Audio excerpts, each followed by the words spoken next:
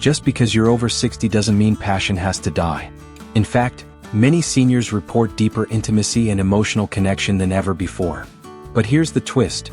Most couples sabotage this beautiful phase with one critical mistake they don't even realize they're making. Want to know what it is and how to fix it? Stay tuned, because what you'll learn today could reignite the spark you thought was gone forever. If you enjoyed this video, don't forget to hit the subscribe button, give us a like, and let us know where you're watching from in the comments below. We'd love to hear from you. Hello and welcome to this special series, The Ultimate Guide to Bedroom Harmony for Seniors. I'm Dr. Leila Hartono, and I'm here to walk with you through the real, science-based, and emotionally honest truths about intimacy in your golden years. Hit that like button, subscribe, and don't forget to leave a comment with your age and where you're watching from, because this journey is for you. Brain Part 1. Mistake number 1. Assuming intimacy fades with age. This is the most dangerous belief, and it's a lie. Too many seniors believe that intimacy is for the young. That after 60 it's normal, or even expected, for the passion to disappear. But let me be clear, this mindset kills connection more than any medical condition ever could. Here's the truth. Research shows couples in their 60s, 70s, even 80s can maintain, and even enhance, intimate connection. Emotional maturity, less stress, and more free time often boost desire. But believing you're too old creates shame, avoidance, and eventually silent resentment. Why it matters? When you assume you're past your prime, you stop making an effort. You stop touching, stop complimenting, stop connecting. You both retreat into loneliness, right next to each other. What to do instead? Start with small touches. A warm hug. Holding hands. Talk about your desires without embarrassment. You've lived life. There's nothing to be ashamed of. Understand that intimacy is not just about the physical. It's about being emotionally seen and valued. One of the most common traps seniors fall into is this. Every time there's a dip in energy, a lack of desire, or difficulty in physical intimacy, they point the finger at aging.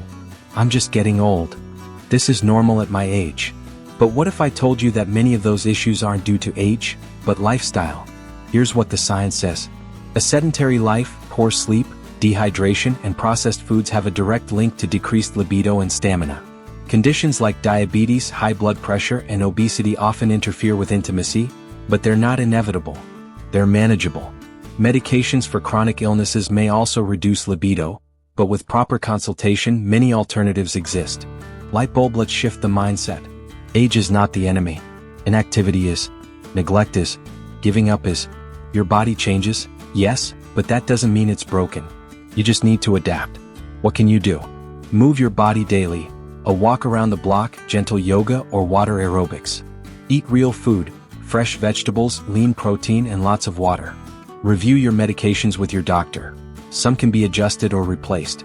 And most importantly, communicate. Many partners suffer in silence, thinking their bodies' changes are shameful. But vulnerability creates intimacy. When you speak openly about your struggles, you invite support, not judgment. After decades together, many senior couples fall into a dangerous comfort zone. Emotional silence. They no longer express how they feel, what they need, or what they miss. They think, he should know by now. We've been married for 40 years, what's left to say? But the truth is, silence is not peace. Silence is distance. And distance breeds disconnection. Magnifying glass tilted left, here's what's really happening. Seniors often suppress emotional needs out of fear of being seen as needy or too sensitive. Some were raised to believe that emotional expression is a sign of weakness or drama. Others simply stop talking because they fear rejection or judgment from their partner. But intimacy isn't just physical, it's deeply emotional. Your partner needs to hear that they're still wanted, still appreciated, still admired. And so do you. Speaking head, what can you do today? Start with one sentence. Can I share something I've been feeling lately? Instead of blaming, use I statements. Say, I've been feeling a bit lonely, instead of, you never talk to me. Revisit old memories together. Look at photos, laugh about the past. It opens the door to deeper talks. Red heart, emotional connection in your golden years can be even stronger than in youth, if you choose to nourish it. The moment you open up, you create space for closeness to bloom again. Many senior couples believe that physical touch only matters inside the bedroom. But what they often don't realize is that true intimacy begins long before the lights go off. It's built in the little gestures. Holding hands while walking, a gentle touch on the shoulder during conversation, a warm hug after a long day. Sadly, as couples age, these small acts of affection often disappear. What? Some worry their partner no longer desires touch, so they stop initiating.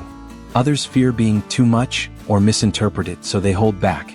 Many simply fall into routine, forgetting that affection needs active intention. Light bulb, but here's what studies show. Regular non-sexual touch, like hugs, hand-holding, and cuddling, releases oxytocin, the bonding hormone, which reduces stress, improves sleep, and increases emotional connection. Open hands, what can you do? Start small. Sit closer on the couch. Let your hands brush during walks. Give each other morning or good night hugs, even if just for a few seconds. Express appreciation physically, like a kiss on the cheek when your spouse does something kind. Touch is reassurance. It says, "I'm still here." It reminds your partner they are still loved, still desired, still cherished, not just for what they do but for who they are. Never underestimate how a simple touch can melt years of distance. After decades together, it's easy for couples to fall into autopilot.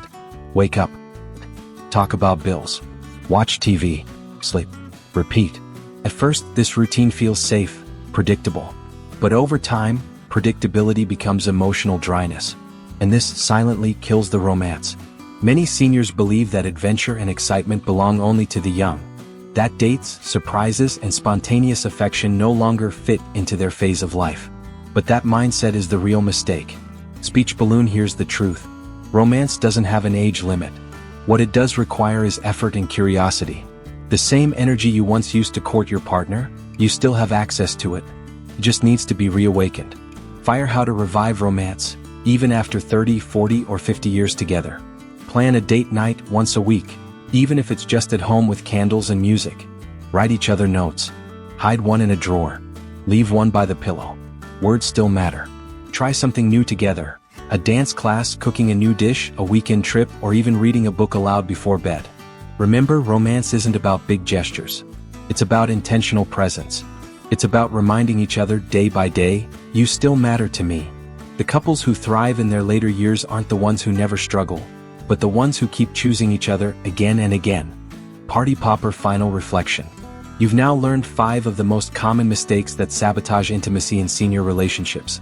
Assuming intimacy fades with age. Blaming aging instead of managing health.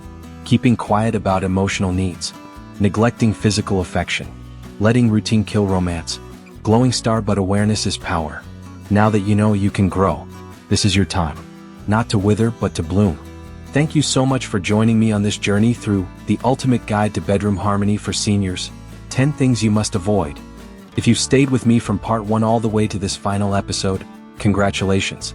You've taken a powerful step toward deeper love, stronger connection, and lasting happiness in your golden years. We've uncovered some of the most common intimacy mistakes seniors face, many of them hidden, unspoken, or misunderstood. But today you hold the keys to change. Remember, it's not about being perfect. It's about staying connected. It's about choosing love again and again no matter your age. Sparkling heart, growing older doesn't mean growing apart. In fact, this stage of life can be the most fulfilling chapter of all, if you're willing to nurture it. So here's my final encouragement for you. Backhand index pointing right, keep communicating. Backhand index pointing right, stay curious about your partner. Backhand index pointing right, be brave enough to touch, to speak, to try again.